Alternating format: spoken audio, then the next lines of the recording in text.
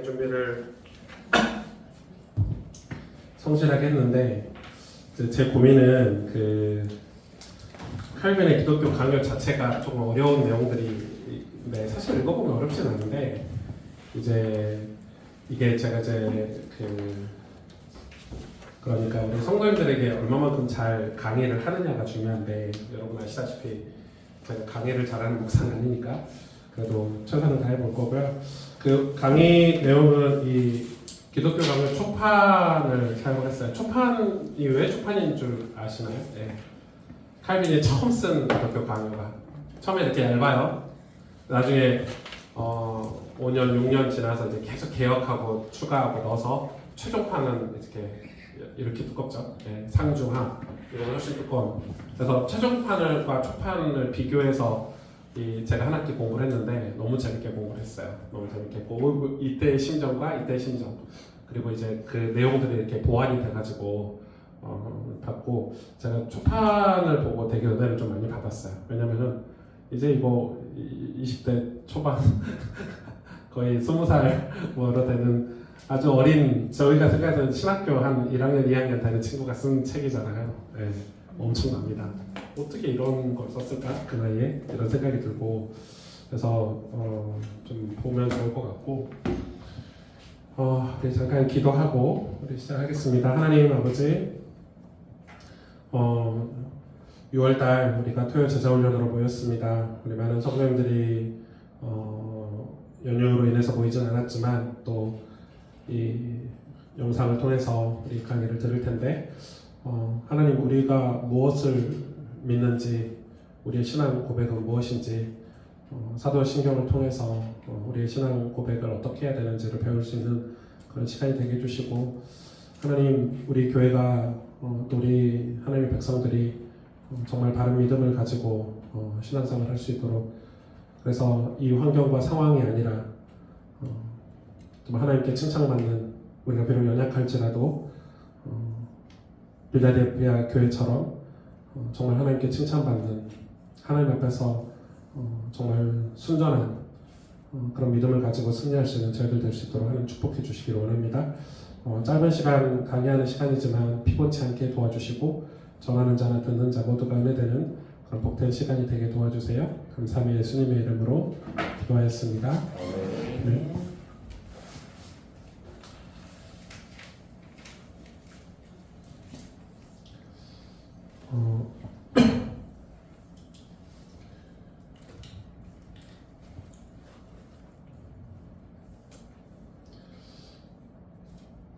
그 강의안을 좀 보면서 좀 정리를 좀 같이 해보면 좋을 것 같고요.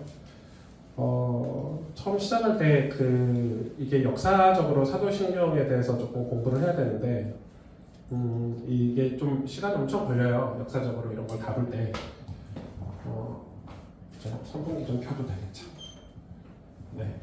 시간 좀 걸리는데 그래도 약간 사도신경이 어떻게 형성이 되어 있는지 그걸 알면 좋을 것 같고 사실 이제 그런 분들이 계세요. 주기도문은 성경에서 예수님이 가르쳐 주신 거고 십계명 이런 것들도 하나님이 직접 돌판을 새겨주신 거고 이러는데 사도신경은 그게 아니잖아요. 그래서 이제 교회가 신앙 고백한 내용을 정리해서 오늘날까지 내려와서 우리가 주일 예배 때마다 고백하는 내용인데 이게 이제 성경에 있는 내용이 아닌데 이게 얼마나만큼 권위가 있냐 얼마만큼 의미가 있냐 이런 내용들로 많이 있지만 그래서 제가 그냥 사도신경 강의를 하면 안 될 것 같고 우리 장로교회 최고 권위자인 학자인 이 칼빈의 내용 사도신경 강의를 그래서 들고 온 거예요. 칼빈이 뭐라고 얘기를 했는지 또 칼빈이 어떻게 사도신경을 풀어내고 있는지 그거를 같이 공부를 하려고 하고 그리고 오늘날 저와 여러분이 신앙생활 하면서 이런 부분들이 얼마나 유익하고 도움이 될지 그런 거를 같이 보려고 하니까 안녕하세요. 그런 것들을 좀 살펴보려고 하고요. 역사적 배경이 굉장히 좀 중요해요. 이런 걸 우리가 같이 공부를 한 번 해본 적이 없잖아요. 사도신경이 누가 만든 거죠? 이렇게 물어봤을 때 우리가 어떻게 우리 성경에 이렇게 뭐 표지판 앞에 이렇게 사도신경이 들어가 있는데 도대체 얼마나 중요하길래 이게 그런 걸 좀 가볍게 아주 라이트하게 좀 살펴보려고 합니다.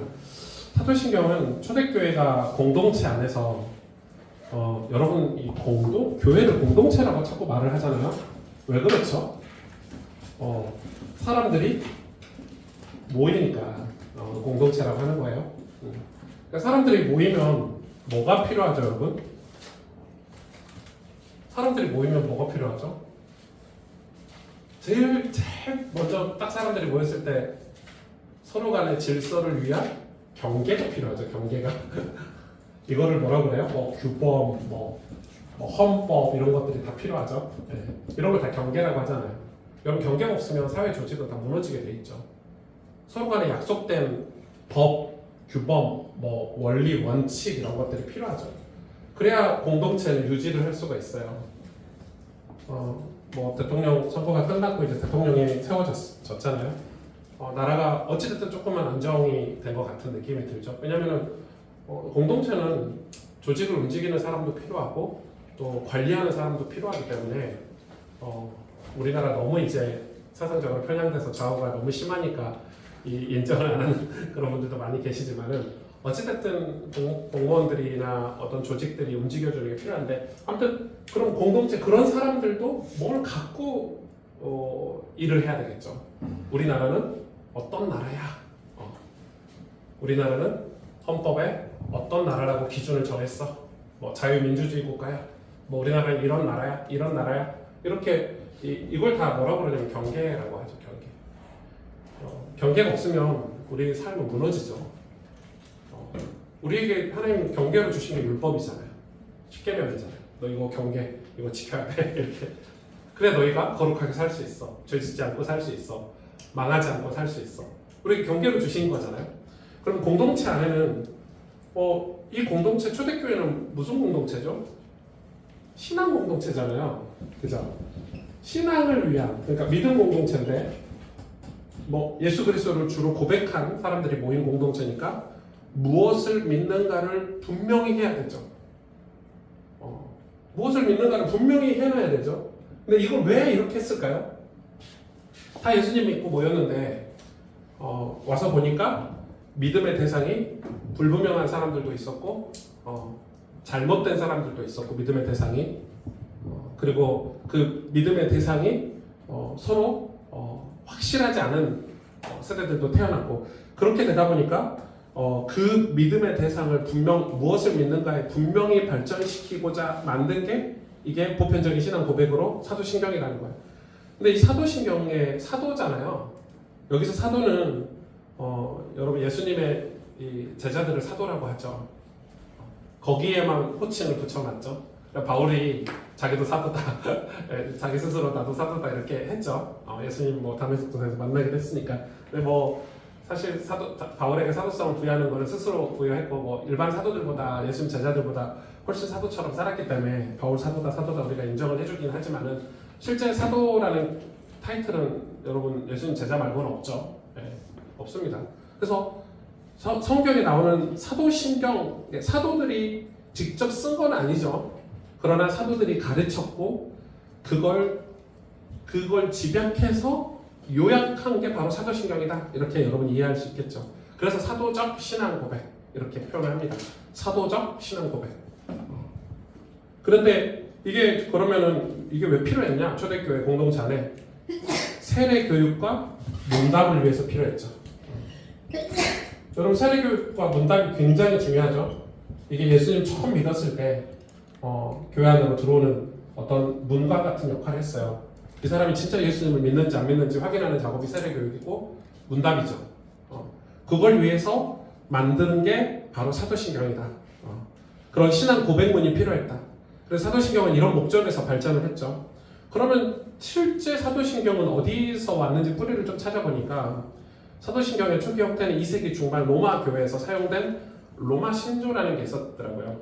로맨 심볼이라는 그러니까 로마 교회에서 사용된 신앙 고백을 기초해서 발전이 돼서 오늘날 우리가 사용한 사도신경의 형태는 8세기까지 내려오고 8세기에 프랑크 왕국에서 라틴어로 정착이 됐다고. 거기서 완전히 꽝꽝꽝 해가지고 서방교회에 확 퍼진 게 지금의 현재 사도신경이다. 이렇게 고백할 수 있겠죠. 약간 8세기에 가서 이 사도신경이 완성이 된 거고 그 전에는 보완하고 보충하고 교회에서 실제로 사용하다가 이 지금 이렇게 확정이 된 내용이죠. 좀 이런 역사 공부를 또 좀 재미가 있는데 좀 넘어가겠습니다. 스킵하고 그러면은 개신교의 종교 개혁자들 이게 이 사도신경이 8세기부터 쭉쭉 내려왔다고 한다면 로마 캐톨릭에서도 사용을 했을까요? 안 했을까요? 했겠죠. 했는데 강하게 사용했을까요? 약하게 사용했을까요? 약하게 사용했겠죠. 점차.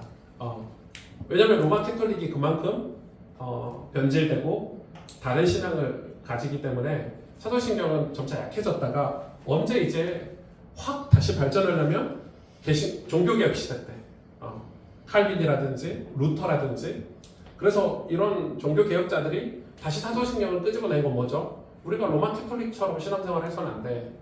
로마 캐톨릭이 믿는 저들이 하는 신앙 고백은 틀렸어라고 얘기하면서 사도신경을 다시 끄집어 올린 거죠. 표면적으로.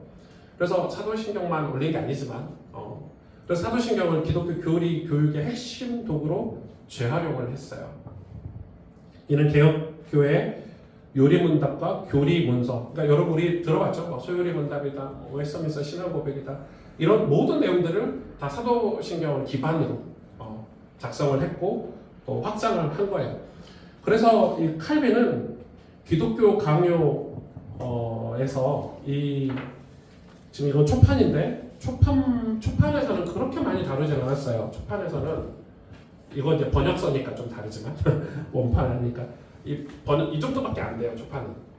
근데 이제 나중에 이제 완성판에서는 사도신경 내용이 엄청 많이 늘어납니다. 그러니까 보충 보완을 했다는 거죠. 저는 이제 초판을 좀 본 이유가 처음에 사도신경을 어떻게 이해를 했나 이런 걸 궁금해가지고 초판을 좀 봤는데 나중에 기독교하고 완판에는 이 사도신경에 관한 내용이 엄청나게 늘어납니다. 그래서 이 사도신경을 기본 베이스로 구조를 삼아서 우리가 믿는 삼위 하나님은 어떤 분인가를 차례대로 설명을 합니다. 그 강의가 정말 기가 막힙니다. 그래서 사도신경의 가치를 조금 요약을 해보자면 우리가 이 사도신경이 우리에게 어떤 가치가 있는지 첫째는 단순하고 명료하여 모든 세대의 신자들이 암송하고 고백하기에 적합하다. 우리가 주일마다 암송하고 있죠. 네. 그리고 두 번째는 교회의 역사적 정통신앙을 한 문장으로 다 요약을 해놓고 있죠. 네. 사도신경에 교회의 모든 역사적 정통신앙을 다 들어가 있다. 이렇게 표현할 수 있죠. 이 안에 다 들어가 있죠. 사실 우리의 믿음의 고백들이. 그리고 성경적 내용의 집약체로 교리 교육과 예배 고백으로 모두 적합하다. 어디다 써도 신앙교육 하는데 적합하다. 그래서 사도신경은 이 칼빈이 한 얘기예요. 한 사람의 믿음을 넘어 모든 시대의 교회를 하나로 놓는 믿음의 울타리다 이렇게 얘기했어요. 사도신경을 고백하는 교회들이 다 예수 그리스도를 주로 고백하는 교회다. 우리가 이걸로 건강한 교회인지 아닌지 다 구분할 수 있다. 이렇게 얘기할 정도로 사도신경을 중요하게 생각을 했어요.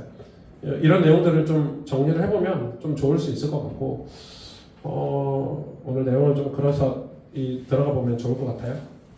그럼 조금 배경이 좀 이해가 되시죠? 사도신경에 대한 배경이. 그리고 이제 사도신경 한번 펴보실래요? 성경에. 사도신경을 한번 읽고 강의를 들어가는 게 맞지 않을까요?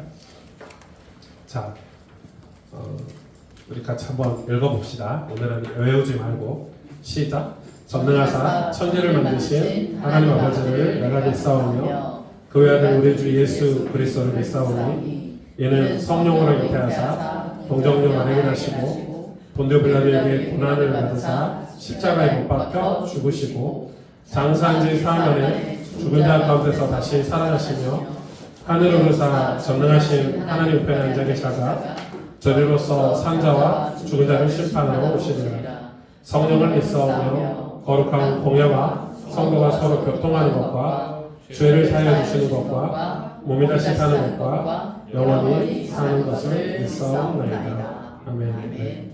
사도신경이라고 우리 번역되어 있는데 사도신조 이렇게 번역한 성경도 있어요. 자, 이제 본론으로 들어가 보겠습니다. 오늘 큰 제목은 나는 믿습니다 라는 거예요. 이 칼빈과 함께 우리 칼빈이 기독교 강요에서 이 사도신경을 어떻게 강해하고 있는지를 제가 요약해서 정리를 해놓은 거고요. 자, 봅시다. 왜 그러면 나는 믿습니까? 거죠.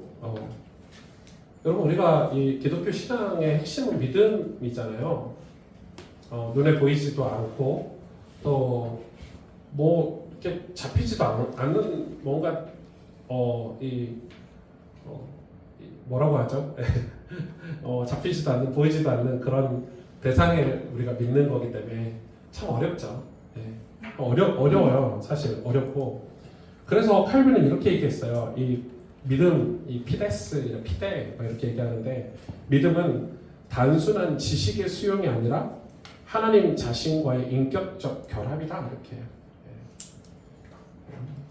제가 작년 올해 계속 강조한 내용이 여기 들어있죠. 그러니까 단순한 지식의 수용이 아니라는 거. 믿음은 하나님이 어떤 분인 줄 아는데 그게 믿음이 아니라는 거죠. 왜냐하면 하나님은 다 알고 있어. 왜냐하면 그 당시에 로마 캐톨릭은 하나님에 대해서 다 알고 있는 사람들이잖아요. 그런데 믿음과 하나님을 아는 것과는 조금 다르네? 이게 본 거예요. 왜 그렇죠? 알고는 있어요. 하나님이 어떤 분이다, 창조주다, 하나님 우리를 구원하시는 분이다, 하나님 이렇게 율법을 주시고 그 율법을 이루시는 분이다, 하나님 이렇게 진노하시는 분이다. 알지만 이 사람들이 변질되고 사람들이 타락하고 사람들이 여전히 죄 가운데 있고 왜 그럴까? 그럼 믿음이 아니죠. 진짜 믿음은 뭐냐? 하나님과의 인격적인 결합이다. 그래서 기독교 강요 보면 3, 2, 7 이런 거 다 이제 제 3권에 어디에 있다 이런 표시거든요. 기독교 강요 제 3권에서는 이렇게 얘기를 해요. 믿음은 하나님의 약속을 진실로 확인하고 확신하고 의지하며 그리스도 안에 주어진 구속을 받아들이는 것이다. 이렇게 얘기했어요. 칼빈의 얘기죠. 여러분 믿음에 대해서 정확히 정리를 하고 개념 정리를 하고 갈 필요가 있어요. 그래서 그리스도 안에서 주어진 구속. 여러분 구속은 뭐예요? 147km 이런 거. 야구에서 구속 이런 거. 구속은 말 그대로 이거 법적인 용어죠. 그리고 우리 구속당했다 이렇게 얘기하잖아요. 그리스도 안에서 우리를 하나님이 구속하셨다. 감옥에 가둔 거죠. 우리를 하나님 품 안에 우리를 가두신 거예요. 우리를 속박하신 거예요. 그러니까 우리를 완전히 자기 것으로 소유 개념으로 구속하신 거예요. 그걸 받아들이는 게 믿음이다 이렇게 얘기하는 거예요. 그러면은 두 번째 이렇게 설명할 수 있죠. 믿음은 마음의 확신과 진리의 지식이 결합된 것이다. 이렇게. 제가 책에는 밑줄 엄청 그어놨죠. 두 가지가 결합된 거죠. 진리의 지식이에요. 그냥 지식도 아니죠. 하나님 계시의 말씀이죠. 말씀에 대해서 아는 것과 그리고 마음의 확신. 그 두 가지가 결합된 것이고 그 두 가지가 결합되면 어떤 결과가 나오냐면 우리를 그리스도와 연합하게 한대요. 밑줄 완전 딱딱 그어놓으셔야 돼요. 자, 그리스도와 연합하기 위해서는 두 가지가 있어야 되는 거죠. 마음의 확신과 진리의 지식. 두 가지가 딱 됐을 때 우리는 그리스도와 연합하게 된다는 거예요. 예수님과. 여러분 이런 것들을 보면 뭔 생각이 드세요? 교회 안에서 그리스도와 연합이 안 되는 연약한 신자들이 마음에 확신 있는 사람도 그리스도와 연합이 안 되는 경우가 있고 성경을 많이 아는 사람도 그리스도와 연합이 안 되는 경우가 있죠. 그러니까 칼빈은 그걸 정확히 이야기한 거예요. 두 가지가 같이 있어야 결합되어야 그리스도와 연합할 수 있다는 거예요. 온전히 그리스도와 연합해서 믿음 생활 구속을 받아들이게 된다는 거예요. 그러니까 신앙이 왜 저 사람은 뭐 성경 달달달 외우는데 왜 예수님과 연합이 안 돼 있지? 마음에 확신이 없구나. 저 사람은 마음은 완전 불덩이야. 저 이런 사람 진짜 많이 봤거든요. 개척할 때. 목사님의 오른팔이 되겠으면 진짜 많이 봤어요. 이 교회를 위해서 생명을 걸겠습니다. 막 마음이 불타가지고 은혜 받으셔가지고. 근데 어느 날 보면 없어. 네. 그리스도와 연합을 안 해. 왜 그렇죠? 진리의 지식이 부족한 거예요. 그러니까 이 두 가지가 결합되어야 칼빈은 정확하게 이걸 설명을 했어요. 히브리서 11장 1절에 믿음은 바라는 것들의 실상이요 보이지 않는 것들의 증거니 이렇게 얘기하고 있죠. 이 근거 칼빈은 항상 성경을 가지고 설명을 했기 때문에 갈라디아서 2장 20절 내가 그리스도와 함께 십자가에 못 박혔나니 이제는 내가 산 것이 아니오 오직 내 안에 그리스도께서 사시는 것이다. 그럼 여기에 이 믿음에 관한 요점이 중요한데 내가 믿사오며 했을 때 이 믿음에 관한 요점 이 단순한 구절이 아니죠. 기독교인의 삶 전체를 규정하는 어떤 우리 존재에 대한 고백인 거예요. 내가 누구냐? 나는 믿는 사람이다.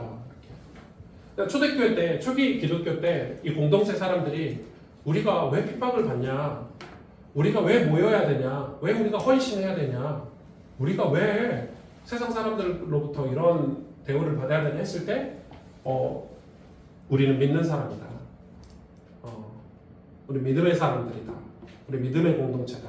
이런 우리의 존재를 고백을 할 수가 있어야 된다는 거예요. 우리가 믿는 사람들이죠. 예. 크리스찬은 믿는 사람들을 크리스찬이라고 하죠. 뭘 믿냐? 자, 그러면 첫 번째 강의에 들어가 볼까요? 나는 뭘 믿죠? 하나님을 믿습니다. 우리는 하나님을 믿죠. 근데 보세요. 하나님은 어떤 하나님이죠? 성삼위 일체 하나님. 성부 하나님, 성자 예수 그리스도 하나님, 성령 하나님. 성삼위일체에 대해서 설명하기가 굉장히 오래 걸리니까 조금 스킵할 건데 저는 약간 삼위 하나님 이러는 걸 별로 좋아하지 않아요. 일체를 저는 붙이거든요. 근데 이제 요즘은 교수님들도 다 삼위 하나님 그러더라고요. 저는 나중에 기회가 되면 그것도 좀 얘기해 볼 시간이 있을 것 같은데 저는 삼위 하나님만 이렇게 쓰진 않거든요. 잘. 그러니까 저희 교회에서는 제가 거의 풀네임을 많이 쓰잖아요. 성경 구절도 그렇고. 여러분 우리 교회 성도님들이라면 그냥 이렇게 삼위일체 하나님이라고 썼으면 좋겠어요. 혹시 쓰실 때 성삼위일체 하나님. 요즘은 삼위하는 교수님들 수업 시간에 듣는데 되게 저는 개인적으로 거슬리더라고요. 성부 하나님, 예수 그리스도, 성령에 관한 신앙 고백이죠. 그러니까 여기서 하나님을 믿는다는 것은 전능하사 천지를 만드신 하나님 아버지를 내가 믿사오며 그 외아들 우리 주 예수 그리스도를 믿사오니 이는 성령으로 잉태해서 이렇게 성삼위일체가 다 다뤄지고 있죠. 서로네. 다 다뤄지고 있죠. 그러면 첫 번째 볼까요? 하나님에 대해서 성부 하나님이죠. 성부 하나님은 어떤 하나님이에요? 전능하사 이렇게 얘기하고 있죠. 전능하신 하나님 아버지를 믿는다는 거예요. 기독교 강론 일권 전체 이 내용을 되게 많이 넣어놨어요. 칼빈이. 하나님에 대한 지식. 그러면은 하나님이 전능하신 하나님인데 이 하나님에 대한 지식을 두 가지로 얘기를 해요. 칼빈이. 여러분 이거 좀 중요해서 하나는 뭐냐면 창조의 계시예요. 그리고 두 번째는 말씀의 계시. 이게 사실 같긴 한데 칼빈이 좀 나누고 있어요. 이걸 좀 구분할 수 있었으면 좋을 것 같아요. 자, 창조의 계시는 뭐예요, 여러분? 천지를 만드셨잖아요. 창조하신 하나님, 우리 이 지구상에 우리 인류를 창조하신 하나님. 그래서 이거를 우리가 흔히 뭐라고 그러죠? 창조의 계시를 일반현충이다 이렇게 얘기하죠. 네. 구분을 굳이 하자면 신학자들은 그렇게 구분을 안 하는데 하나님 실제로 세상을 창조하셨잖아요. 그래서 세상 창조하신 창조를 보고 하나님의 존재를 우리가 전능하시다 이렇게 알 수 있는 거죠. 여러분 우리가 오늘 아침에도 표현 전사님의 아기가 태어났는데 신비롭잖아요. 그거 어떻게 설명할 거예요? 이 아이 크면서 쟤네 아빠 엄마 닮아가는 거 어떻게 설명할 거야? 뱃속에 그 아이가 있다가 태어나가지고 오밀조밀 태어났는데 이 아이 팔다리, 눈, 코, 입이 똑같이 생겨가지고 태어난 게 얼마나 신기해요. 성장하면서 똑같잖아요. 그러니까 우리가 창조 세계를 보면서 계시를 알 수 있는 하나님 존재를 알 수 있다는 거예요. 그리고 성경 66권을 통해서 하나님 당신을 우리에게 계시하셨잖아요. 그러니까 이 두 가지가 굉장히 중요해요. 그러면 보세요. 뭐라고 얘기했냐면 하나님은 단순히 세상을 창조하신 후 물러나 계신 분이 아니다. 왜 이게 두 가지가 중요한지 아시겠죠? 자, 창조에 계시만 있는 게 아니에요. 창조하신 후에 물러나서 계신 분이 아니라 그분은 지금도 섭리로서 세상을 다스리시고 하나님 자녀를 친히 뭐 하신다? 돌보신다.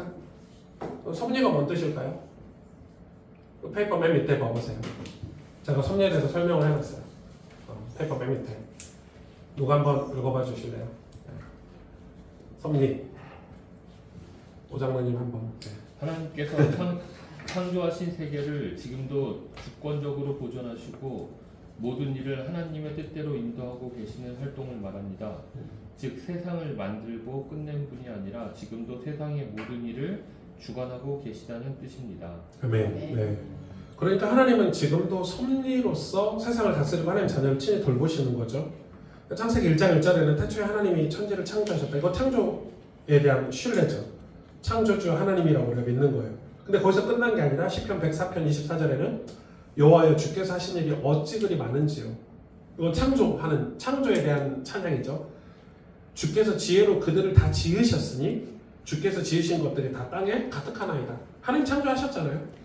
그러면서 거기서 끝난 게 아니라 마태복음 6장 26절에 공중의 새를 보라 심지도 않고 거두지도 않고 창고에 모아들이지도 아니하되 너희 하늘 아버지께서 기르시나니 기르신다고 표현하고 계시죠. 너희는 이것들보다 귀하지 아니하냐. 하나님이 지금도 우리를 관리하고 우리를 통치하고 계시고 그걸 뭐라고 그러죠? 우리가 하나님의 주권 이렇게 얘기하죠. 주권. 하나님 주인 되셨다 이 말이에요. 하나님이 우리를 통치하고 다스린다. 그래서 하나님의 주권이다 이렇게 얘기를 하고 있죠. 그래서 우리가 하나님을 믿는다는 것은 창조주 하나님을 믿고 말씀으로 계시된 그 하나님을 알고 믿는다는 것은 내 인생 전체가 하나님의 선하신 주권 아래 있음을 우리가 고백하는 거죠. 이게 엄청 중요하고 그 다음에 그 아들 예수 그리스도를 믿는다고 그랬죠. 예수 그리스도를 우리가 어떻게 믿어야 돼요? 전능하신 하나님은 창조주에 대한 관한 믿음으로 믿지만 예수 그리스도는 구속자의 사역으로서 믿는 거죠. 예수님은 어떤 역할을 했죠? 칼빈의 기독교 강요 2권에 보면은 예수 그리스도의 삼중직을 중심으로 구속사역을 설명해요. 여러분 삼중직 우리 많이 들어봤죠 옛날에? 여러분 기독교 강요를 보셔야 삼중직을 제대로 이해할 수 있습니다. 이 삼중직을 완성한 이 신학 교리를 완성한 사람이 칼빈이거든요. 엄청 좋습니다. 그러니까 그 삼중직에 대해서 여러분이 정확히 확인을 하고 넘어가시면 좋을 것 같고 그럼 뭐예요? 여러분 한번 누가 읽어보실래요? 선지자에 대해서 먼저 읽어보세요. 여러분 읽어보시면 도움이 훨씬 되니까 선지자 누가 한번 읽어보시고 하나님의 뜻을 계시하시는 분 맞아요. 그 다음에 제사장 한번 읽어보세요. 죄를 대속하시고 중보하시는 네, 딴 번 읽어보세요. 그 다음에 왕 읽어보세요. 교회를 다스리시고 보호하시는 분. 그렇죠. 자, 그러면 왕, 선지자, 제사장 정리가 좀 되나요, 여러분? 네. 되죠. 선지자는 하나님의 뜻을 계시하시는 분, 하나님의 뜻을 우리에게 알려주시는 분, 그게 선지자의 역할이죠. 제사장은 우리 죄를 대신 짊어지시고 우리를 위해서 중보하신 분. 제가 이번 주 이걸 공부하다 보니까 이런 생각이 들었어요. 중보가 단어가 나왔잖아요. 우리를 중보해 주시는 분은 예수님밖에 없는데 이 중보를 우리가 써야 되는 단어인가 이런 고민을 좀 하게 됐어요. 그래서 교수님한테 물어봤거든요. 쓰면 안 되지? 이러더라고요. 그래서 주일날 아침 기도회로 바꾼 거예요. 이거는 빨리빨리 바꿔야 되겠다. 물론 우리가 예수 그리스도를 대신해서 사역을 하니까 중보라는 단어를 써도 그리고 역사를 봤더니 그 합동 측에서 이 중보라는 단어 갖고 그 총회 때 이슈가 있었더라고요. 교회들이 너무 무분별하게 중보라는 단어를 쓴다. 이건 그리스도께서 쓰신 단어고 그리스도께서만 하실 수 있는 일인데 우리를 중보하는 거잖아요, 하나님께. 근데 그거를 교회가 너무 무분별하게 목회자들이나 뭐 중보기도다 뭐다 해가지고 목회자가 그리스도를 대신해서 하려고 하기 때문에 그거에 대한 이슈가 있었어요. 이슈가 있어서 이거 쓰면 안 되는 거네 이런 생각이 좀 들어가지고 조절을 한 거고 그리고 중보라는 단어는 엄청난 거죠. 나 대신 죽어주는 거니까 내가 저 사람 대신 해준다는 거거든요. 내가 하나님께 기도를 못하니까 예수님이 대신 기도해 주시는 거니까 우리가 여러분 중보기도 한다는 건 목숨 걸고 하는 거죠 사실은. 그러니까 예수님만 중보하실 수 있는 분이에요. 죄를 대속하시고. 그리고 왕은 교회를 다스리시고 보호하시는 역할이에요. 우리는 누구로부터 보호하죠? 교회를 다스리고 악한 존재들부터. 그래서 우리가 사탄을 물리치시는 왕 이렇게도 이해해도 틀린 건 아니죠. 그러나 조금 더 넓게 설명할 수 있죠. 교회를 다스리시는 분, 우리를 통치하시는 분, 이렇게 왕을 이해를 해야 되겠죠. 그러면은 이 기독교 강요에 보면 2장에 보면 2권에 보면 우리의 전 생명은 누구에게 있다? 그리스도께 있다. 왜요?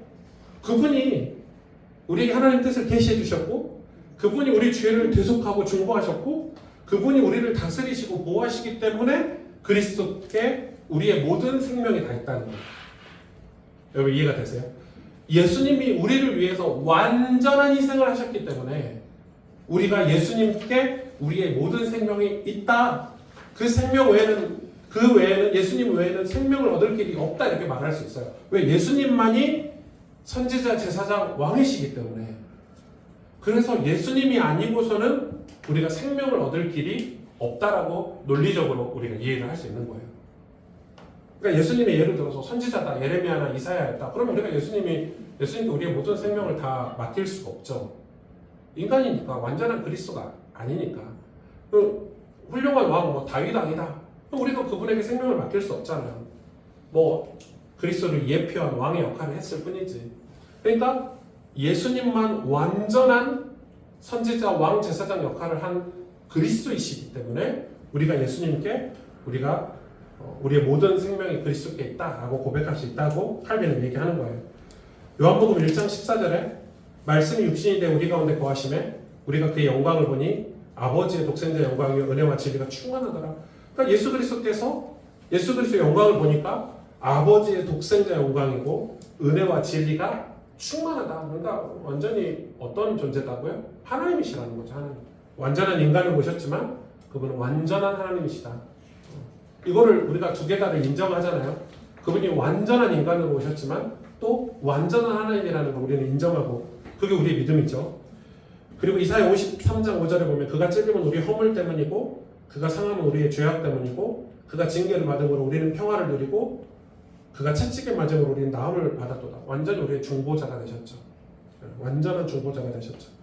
고린도전서 15장 3절 4절에 내가 받은 것을 먼저 너희에게 전하였노니 이는 성경대로 그리스도께서 우리 죄를 위하여 죽으시고 장사 지는 바 되었다가 성경대로 사흘 만에 다시 살아나서 선지자 역할도 하셨고 우리를 위해서 죽으신 제사장 역할도 하셨죠.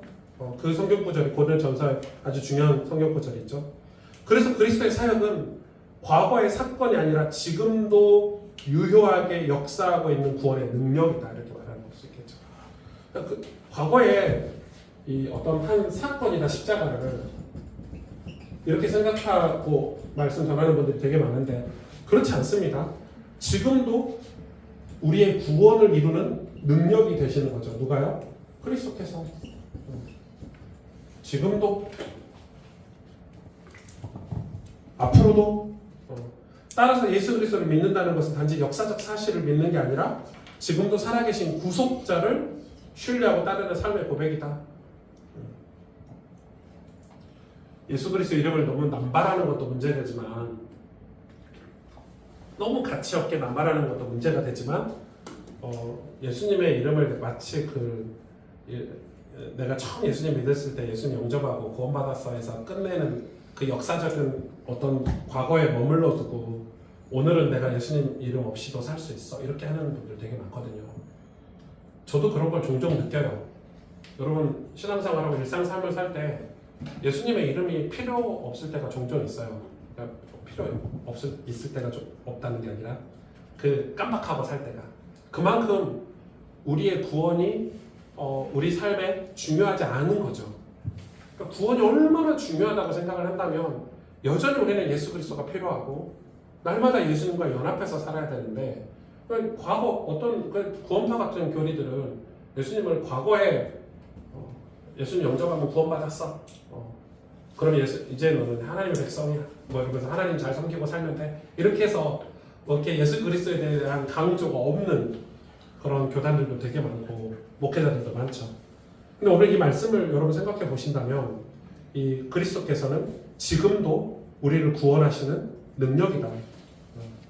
예수 그리스도 믿는다는 것은 나의 죄와 죽음을 그분께 맡기고 그의 생명으로 다시 사는 것을 의미하죠. 우리가 다시 사는 것, 엄청 중요한 내용들입니다. 그러면 세 번째는 성령이죠. 성삼일체 하나님 중에 세 번째 성령. 이는 성령으로 잉태하사 이렇게 이 사도신경에 나와 있죠. 성령을 믿사오며 여기 우리가 하나님도 믿고 예수님도 믿고 성령도 믿는 이 믿음이죠. 그럼 이 성령은 어떤 의미에서 성령인가? 오늘도 함께 하시는 하나님. 자, 이거 제가 뭐 자주 설명하고 있는데 여러분 마음속에 이렇게 마음이 있으면 우리가 예수님 영접하잖아요. 그래서 우리 아이들에게 물어보면 예수님이 마음에 계신데 예수님이 마음속에 이렇게 있대. 근데 실제로 계시는 분은 누구예요? 신학적으로? 예수님인가요? 아니죠. 성령이 계시죠. 예수님은 승천하셨잖아요. 예수님은 승천하셨어요. 그러니까 성삼위 일체 하나님이니까 내 마음에 예수님도 계시고 성부 하나님도 계시고 성령 하나님도 계시는 게 맞아. 근데 신학적으로 얘기하는 거예요. 신학적으로 얘기 정확하게 하자면 누가 계시죠? 예수님이 승천하시면서 보혜사 성령을 보내주시겠다고 그랬어요. 그가 너와 영원토록 함께 있게 하겠다고 했어요. 그러니까 정확히 우리 마음속에 계시는 하나님을 굳이 따지자면 성령님이 계시는 거죠. 예수님 어디 계세요? 하나님 보좌 우편에 계신 우리를 뭐 하시죠? 중보하고 계시잖아요. 우리를 중보하고 계시잖아요. 지금도 쟤는 오승준은 내가 보증합니다 하나님 이러고 계시잖아요. 그게 중보잖아요. 내가 저 친구를 내가 붙잡고 있습니다 하나님.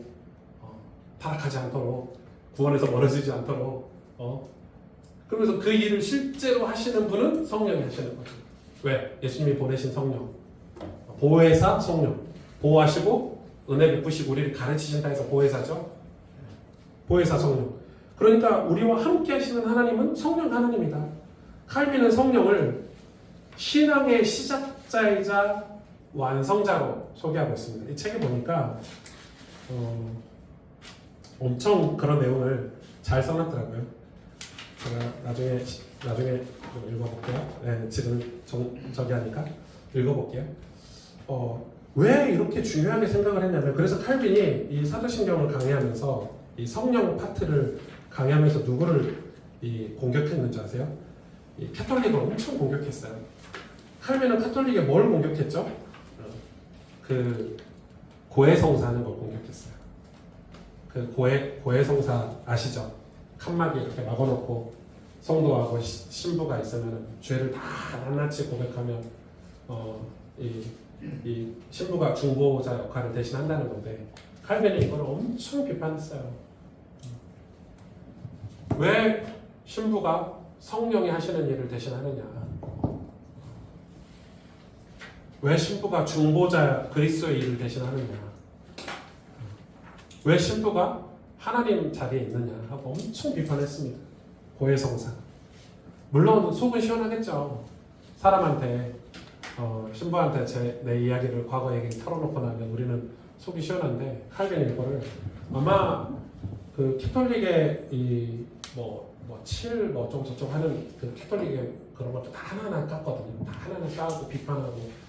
근데 그 내용 중에 오늘 이 사도신경에서 성령 파트에서 이 내용을 제일 많이 거론하고 깠어요. 깠다는 표현이 좀 그런데 깠죠. 로마 캐톨릭을 엄청 깠습니다. 로마 캐톨릭이 칼빈의 입장에서는 구원이 있어요 없어요? 구원 없어요. 예수는 안 믿는 단체야. 그러니까 엄청나게 로마 캐톨릭을 엄청나게 이 성경을 근거로 비성경적인 단체다 이렇게까지 얘기했으니까. 근데 그게 제일 중요한 게 성령 파트예요. 성령을 신앙의 시작자이자 완성자다. 신앙을 시작하게 하시는 분도 성령이고 우리의 신앙을 완성하시는 분도 성령이다. 그럼 여러분 성령이 우리 신앙생활에서 위치가 엄청 중요하겠죠.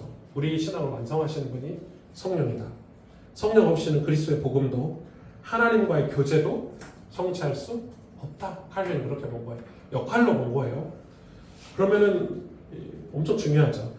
요한복음 14장 26절 보혜사 곧 아버지께서 내 이름으로 보내실 성령 그가 너희에게 모든 것을 가르치고 내가 너희에게 말한 모든 것을 생각나게 하시리라. 모든 걸 가르친다는 이 모든 것은 뭘까요? 성경이겠죠. 그리고 내가 너희에게 말한 모든 것은 뭐예요? 예수님의 말씀이죠. 예. 앞에는 구약 성경이겠고 이 예수님이 내가 너에게 말한 것은 예수님의 말씀이겠고 공생의 기간에 그렇게 표현할 수 있겠죠. 신약 성경까지 포함해도 되겠죠. 지금 와서는 로마서 8장 14절 16절에 무릇 하나님의 영으로 인도함을 받는 사람은 곧 하나님의 아들이다. 그러니까 성령으로 인도받는 사람이 하나님의 아들이다. 성령이 친히 우리 영과 더불어 자 성령 하나님이 내 영과 더불어 우리가 하나님의 자녀인 것을 뭐 하신다? 증언하신대요. 성령이 증언하실 수 있대요. 성령이 증언을 해야 우리가 하나님의 자녀인 거가 확인이 될 수 있는 거죠. 제가 곰곰이 생각해 봤는데 이거는 확실하다. 저는 목사잖아요. 목사가 성도의 구원을 하나님의 자녀된 것을 확인할 수 있나요? 없어요. 네. 그거 있다고 하는 목사들은 진짜 교만한 거예요. 왜냐면 저도 세례 베풀고 저도 결혼식 주례도 하고 우리 성도들 장례식도 치르고 다 하잖아요. 그런데도 모르겠어요. 20년 30년 신앙생활 하다가 갑자기 안 믿는데 저는 저 사람이 확실히 구원받은 사람이라고 이렇게 했지만 저는 청소년 사역하면서 우리 학교 다니면서 엄청나게 양육 무용론자는 아닙니다. 저 양육을 엄청 중요하다고 생각을 해요. 성경도 가르치고 예수님 영접도 수백 번씩 시키고 별의별 짓을 다 했는데 교회 안 다녀요. 안 믿어요. 그걸 제가 하나님 자녀라고 증언할 수 있습니까? 목사가? 못해요. 이건 누구만 할 수 있냐? 성령만 할 수 있는 거예요. 그 사람이 구원받았다, 하나님 자녀가 됐다는 성령만이 할 수 있는 증언이라는 거예요. 그래서 저는 이렇게 생각해요. 우리 목사들은 해줄 수 있는 말은 이 사람이 끝까지 살아남은 사람이 구원받은 사람이다. 죽을 때 예수님 신앙 고백하고 죽으면 그 사람이 구원받은 사람이다. 장례식 이 믿음으로 장례를 치르는 사람이 구원받은 사람이 말할 수 있지. 사람이 사람을 절대 평가할 수 없겠더라고요. 진짜 평가가 안 돼요. 그래서 저는 좀 죄송한 얘기지만 성도들을 신뢰하죠. 신뢰하지만 믿지는 않아요. 하나님 자녀라는 거에 대해서. 그걸 믿는 순간 이 사람의 신앙이 성령과 그리스도와 하나님과의 관계에서 멀어지는 걸 많이 봤기 때문에 그래서 이 사람은 늘 양육받아야 되는 사람이야. 이 사람은 늘 은혜가 필요한 사람이야. 이 사람은 늘 권면이 필요하고 이 사람은 늘 충고가 필요하고 이 사람은 늘 말씀이 필요한 사람이야 라고 목사는 생각을 해야 된다는 거. 그게 심지어 누구까지요? 제 자신에게까지. 저도 여러분 언제 어떻게 될 줄 어떻게 알아요? 근데 성령만이 그걸 증언할 수 있다는 거예요. 자, 제가 얘기하는 게 아니라 칼빈이 지금 그렇게 얘기하는 걸 제가 여러분한테 설명을 하는 거예요. 자, 갈라디아서 5장 22절 23절에 오직 성령의 열매는 그러면서 칼빈이 하는 얘기예요. 성령이 우리하고 함께 하신다는 걸 뭘로 할 수 있냐? 칼빈은 무조건 성령을 들여다봤어요. 갈라디아서는 딱 이야기하는 거예요. 칼빈이 사랑과 희락과 화평과 오래 참음과 자비와 양성과 충성과 온유와 절제니 이 같은 것을 금지할 법이 없느니라. 성령의 열매가 있어야 된다, 없어야 된다? 성령이 함께하는 사람들은 있어야 된다. 이게 이런 열매를 맺어 해서 맺는 게 아니다. 성령이 실제 함께하시고 우리 신앙을 완성하시는 성령과 동행하고 성령과 교제하는 사람은 성령의 열매가 드러나게 돼 있고 그래서 이렇게 보는 거예요. 저 사람이 충성병자가 됐네. 와, 저 사람이 온유한 사람이 됐네. 저 사람이 절제할 줄 아네. 저 사람이 인내할 줄 아네. 아, 성령이 함께 하시는구나 라고 우리가 볼 수 있다는 거예요. 그거는 누가 대신해서 해줄 수 있는 게 아니니까. 그래서 여러분 신앙생활을 우리가 이 제3자 입장에서 보면 변화됐는지 안 됐는지가 중요한 거죠. 예수님 이 성령이 임재하셨는데 내주하셨는데 예전과 똑같은 삶을 산다. 예수님 믿기 전에 지었던 죄를 반복해서 짓고 언행이나 행동이 그대로고 그러면 성령이 내주하셨다고 볼 수가 없는 거죠. 자기는 예수님 영접하고 하나님 자녀라고 100번 1000번 말해도 삶이 하나도 변화되지 않았어.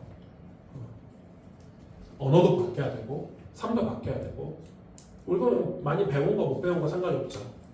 오히려 많이 배워서 교양 있는 사람들이 예수님 믿어서 그 변화가 잘 안 드러나는 경우가 있죠. 요즘은.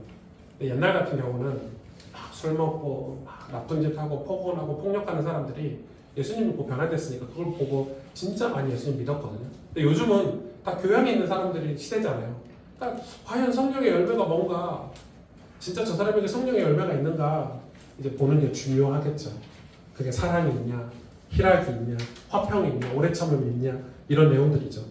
자, 성령은, 그래서 성령의 역할은 무슨 역할을 하냐면 말씀을 깨닫게 하시고 예수 그리스도와 연합하게 하시고 성도의 삶 전체를 변화시키는 능력이다.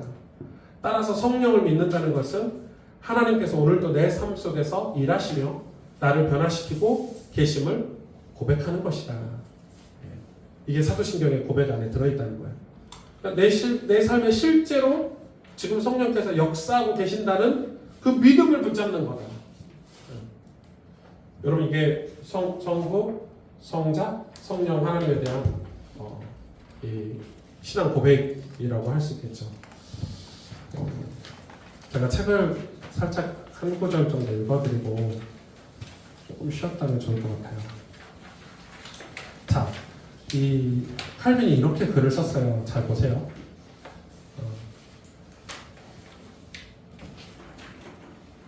이 부분에서 우리가 고백하는 내용은 우리가 확신하기로 예수 그리스도는 성부 하나님의 외아들이신 바 우리가 그분을 믿는다는 것이다. 그는 아들이시되 신자들처럼 입양을 통해 은혜로 된 아들이 아니라 본성으로 그러하시며, 그러니까 예수님은 입양된 아들이 아니고 하나님의 실제 아들이라는 거죠. 영원부터 성부에게서 나셨다. 우리가 그를 외아들이라고 부르는 것은 독생자가 외아들이거든요. 예, 그러니까 지금 여기 사도신경에는 독생자로 표현이 외아들 이렇게 표현되어 있죠. 그 외아들 이렇게 그를 다른 모든 이로부터 구별해서 그러는 것이다. 그가 하나님이신 한 그는 아버지와 하나인 하나님이시며 동일한 본성과 본질을 가지시며 위격에 있어 차이가 있는 것은 아버지로부터 구별되는 그 자신 고유의 것을 가지신다. 이거 좀 어려운 내용인데 패스하겠습니다. 그래서 이 점에서 인간의 지혜로부터 나오는 것은 무엇이나 여기에 복종해야 하며, 왜 예수님께 우리가 복종해야 되죠? 하나님의 외아들이니까, 그리고 그가 하나님이니까 그 이야기를 하는 거예요. 말하자면 포로가 되어야 함이 옳다. 칼빈의 표현 보세요. 이 구속이죠, 구속. 우리가 예수 그리스도께 포로가 되어야 되는 게 옳다는 거예요.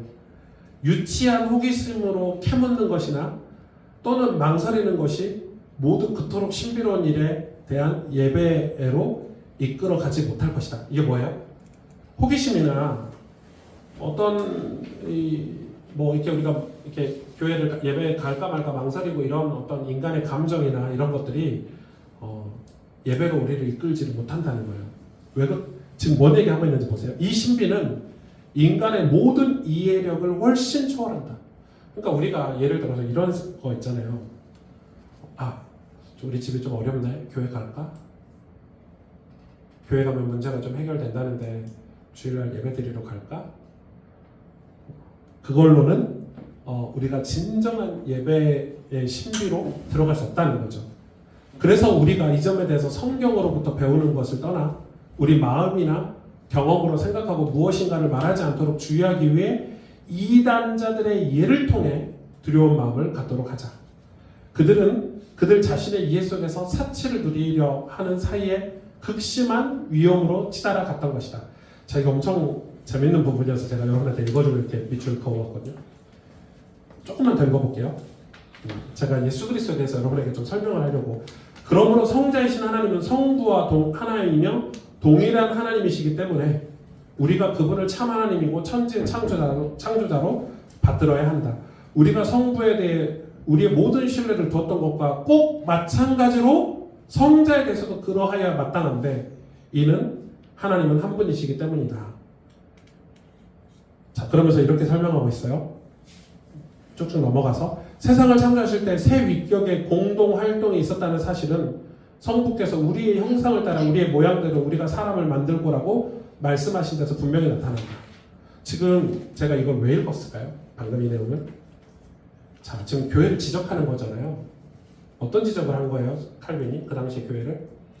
너네 왜 예수님을 너네 구원받는 일이나 교회 입교하는 일이나 써먹으려고 그런 이름으로 쓰고 있냐고 지금 딱 하고 있는 거예요. 그러니까 예수 그리스도를 어디에 두고 있냐면 지금 교회가 나 천국 가고 하나님 자녀가 되고 싶어 했을 때 영접하는 이름 정도로만 딱 둔 거예요. 그러니까 로마 캐톨릭이 예수 그리스도를 예수 그리스도로 인해서 우리가 구원받는 게 맞아. 근데 예수 그리스도를 쓰질 않는 거예요.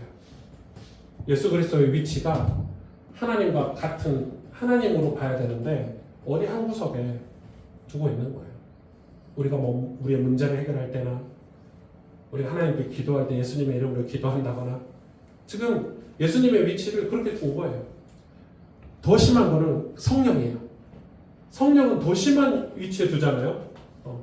성령은 뭐 하는 존재냐? 이 로마 캐톨릭에서 로마 캐톨릭은 하나님이라는 이 성부 하나님이라는 존재를 빼놓고 성자 예수 그리스도 성령 하나님을 완전히 하찮게 보고 이 역할을 누가 다 대신했어요? 신부가 다 대신했어요. 그러니까 지금 그 이야기를 지금 계속 하는 거예요. 그래서 예수님과 성령의 위치가 하나님 동일한 위치다. 그래서 사도신경의 이 내용이 너무 중요하다. 전등하사 천지를 만드신 하나님 아버지를 믿사오며 그 외에는 우리 주 예수 그리스도를 믿사오니 이는 성령으로 잉태하사 이렇게 시작하는 거예요. 그러니까 이 성삼위 하나님 일체에 대한 믿음이 우리에게 회복이 되어야 온전한 구원, 온전한 신앙생활을 회복할 수 있다 이렇게 얘기를 하는 거죠. 지금 이게 칼빈이 하는 얘기예요. 제가 조금 더 읽어드리고 싶은데 조금 더 읽어볼까요? 네, 재밌죠. 다시 같이 책을 읽을까 이런 생각도 했었는데 자, 예수 그리스도에 대해서 이렇게 설명하고 있는 거예요. 이 중보자가 이루시고자 하는 일은 결코 범상한 일이 아니었다. 곧 사람의 자식들을 하나님의 자녀로 만드는 일, 지옥의 상속자들을 천국의 상속자로 만드는 일이었다. 이런 일은 하나님의 아들이 사람의 아들이 되지 않고서는 그래서 우리의 것을 취하시고 그의 것을 우리에게 주시지 않고 이거 정가죠, 정가. 예수님은 인간의 몸을 입고 이 땅에 오셨고 우리의 죄를 당신이 짊어지고 가셨다. 이 정가죠. 그의 것을 우리에게 주시지 않고서는 또한 본성으로 그의 것을 은혜로 우리의 것 되게 하지 않고서는 누가 할 수 있겠냐 이 일을. 신부가 하는 일이 아니다. 고해성사가 하는 일이 아니다. 예수 그리스도만이 우리의 모든 삶의 죄를 다 짊어지실 수 있는 분이다. 그분이 하나님이 아니고서 일을 할 수 있냐? 그분이 완전한 인간으로 이 땅에 오지 않고서 일을 할 수 있냐? 그의 것을 은혜로 우리의 것 되게 하지 않고서 누가 일을 할 수 있겠냐? 제가 밑줄 완전 빡빡 끊었죠. 조금만 더 읽어볼까요? 하나님의 본질적 아들이 우리 몸으로 그의 몸을 삼으시고 우리의 살로 그의 살을 우리의 뼈로 그의 뼈를 삼으사 우리와 하나가 되게 하셨다는 이 사실에 우리의 소망이 달려있는 것이다. 예수 그리스도와 연합하는 것에 우리의 구원의 소망이 있다는 거예요. 천국의 소망이 있다는 거예요. 우리의 것인 것을 그 자신에게 속하도록 뜻하심으로써 그의 것을 우리에게 속하도록 하시고 그리하여 하나님의 아들과 사람의 아들 이 둘이 우리에게 공통적인 것이 되도록 하셨다. 이것이 우리의 소망이다. 이렇게 얘기하신 거예요. 우리가 왜 하나님 나라의 상속자가 될 수 있죠? 예수님이 하나님 나라의 상속자시니까. 우리가 천국에 갈 때 오승주 이름으로 가는 게 아니라니까요. 하나님이 보실 때는 예수 그리스도를 옷 입고 있는 거예요. 의의 옷을 입고 있는 거예요. 예수 그리스도를 보고 받아주는 건 우리를 양자로 그와 연합됐기 때문에 그와 하나가 됐기 때문에 오승주 자체로는 천국에 못 간다니까요.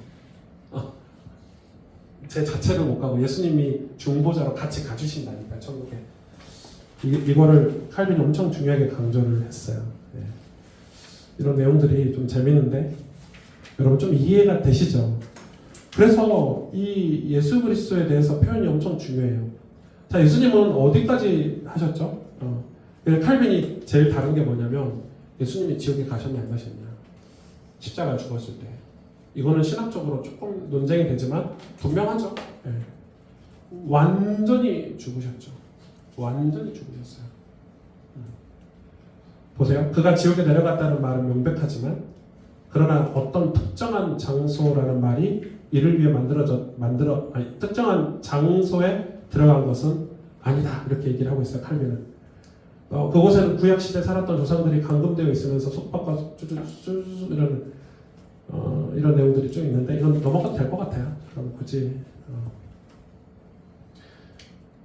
그래서 예수님이 이런 부분에 대해서 좀 주장을 좀 했고요. 제가 성령에 대해서도 좀 읽어드릴게요. 제가 너무 이 요약을 많이 해서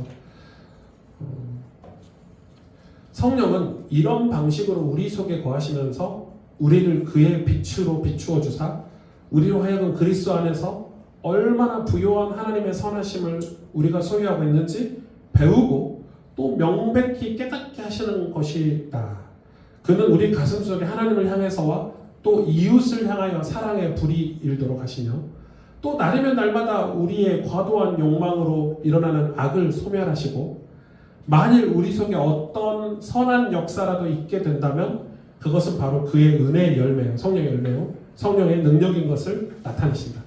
그를 떠나서 우리가 빚어내는 일이란 모두가 지각의 어둠과 마음의 타락일 뿐이다. 성령을 떠나서 빚어내는 일은 다 지각의 어둠과 마음의 타락일 뿐이래요. 성령의 이런 은사들은 우리의 어떤 의무나 공적에 따른 것이 아니라 하나님의 선물로서 자유롭게 우리에게 거저 주어진 것이다. 그러므로 우리는 성령을 믿는다.